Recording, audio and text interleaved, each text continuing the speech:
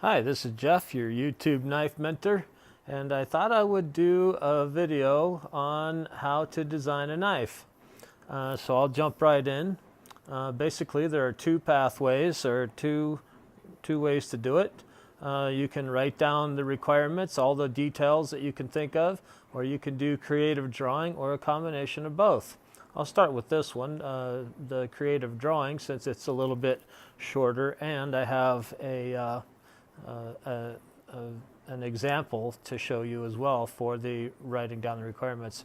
Uh, with creative drawing, there are no requirements. You're just drawing, right? You sit down at the table with a tablet of paper or a a spiral notebook, and you just draw whatever curves and arcs and lines that are pleasing to your eye. You don't have an intention, I'm going to draw a blankety blank whatever. You just start putting lines down and see where your creative juices take you. You might make 5 drawings or 10 drawings or whatever, but once let's say you've done 10 or 20 drawings or whatever, maybe you'll pick 1 or 2 that you really like and that you want to focus on. And that's kind of the creative side of it, and we'll do more on this focusing a little bit later. So in order to do the first method, you would want to take a fairly organized approach and start with, what is the knife going to be used for? There is no good reason to just, for a customer to say, hey, I want a 6-inch hunting knife, and then you go home and draw him up one, make it, only to find out that it doesn't fit what he wants. Now, if you make it for yourself, it doesn't make so much a difference. But even so, for yourself, you can bypass some problems if you'll write down the specifics, what you want to do with the knife. So for this example, I just wrote hunting deer and elk. In other words, larger bodied hunting game instead of birds, right? Birds are a much smaller body, and you're certainly going to have a smaller, thinner blade.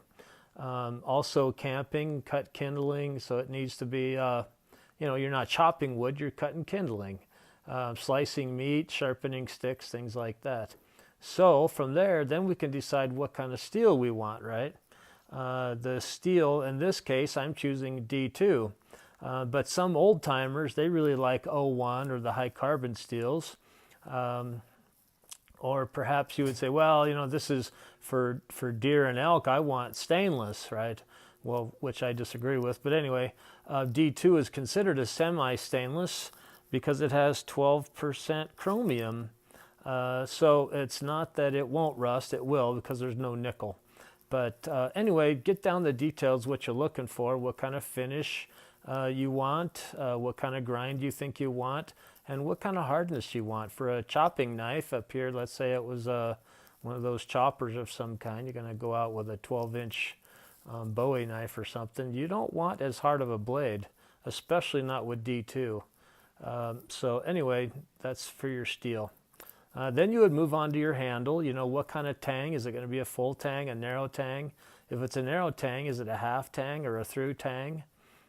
If it's a full tang, do you want to taper it and skelenize it?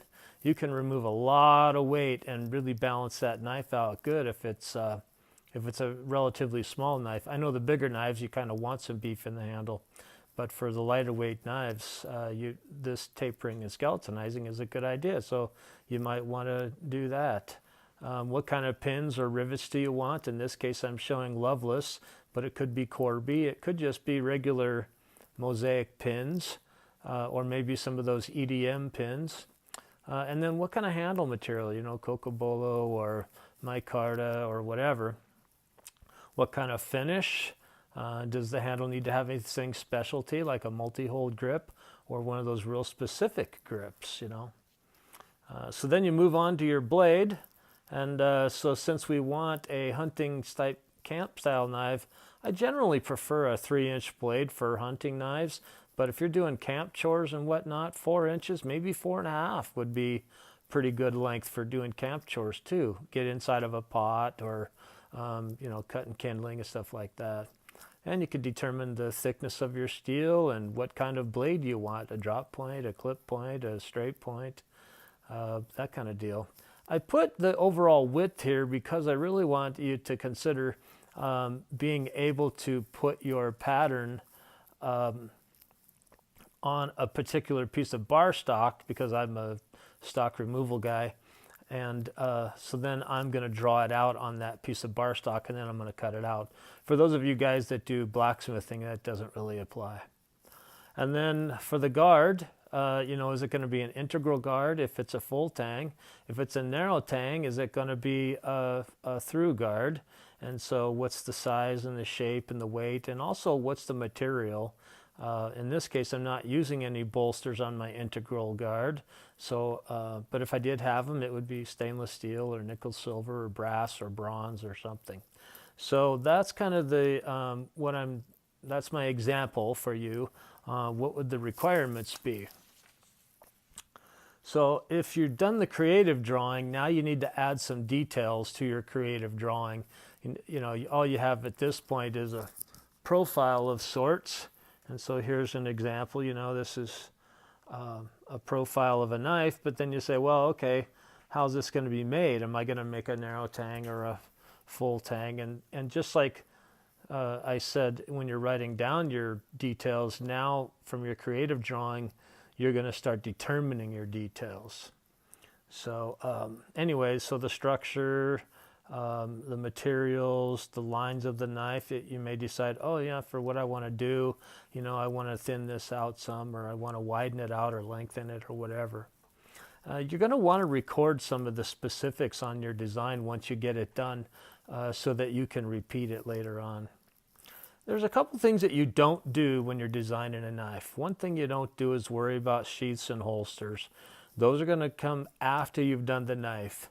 So the knife gets done first, then you decide what kind of holster or sheath you're going to make. I usually call them holsters, by the way, just because it's easier to say for me. Kydex and leather and all those things you determine later on. Another thing you don't do is you don't modify the original design. What you do is you trace the original design and then you modify the tracing. And then from that tracing, or from that modification, you got your new design, you label that one number 2. And then if you want to further modify that, you don't modify your new number 2, you trace your number 2 into a number 3. So here's my example. I started out, whoops, I got to get that up there. I started out with that one. I decided, okay, I want to change it a little bit. So I made it a little bit longer. And so I've got a second one, and then I decided, I'm going to get a little bit longer still.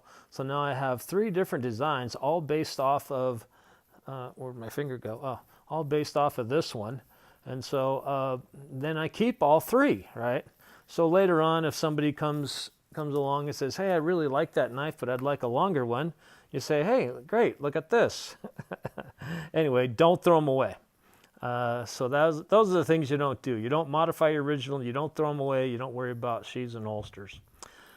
Last but not least, when you're making designs, is you want to have, since you're going to keep everything, you want to have a filing system. So I use manila folders, and I'll give you a quick example of that. So a regular manila folder, and I usually label them hunting or fishing or whatever. And then inside, I have envelopes, and these are where my patterns go. So I've protected my drawing in the manila folder, but then I further protect it with envelopes. Now all my other drawings that I don't make, they're still on a piece of paper and they're still in my folder. But I'm not building those, so I don't throw them away, right? They're just, oh, there's another, I don't even know what I was doing. Just more drawing. So let's see what else we got. Whoops, hang on. There's a pretty cool looking design. Maybe I should make that.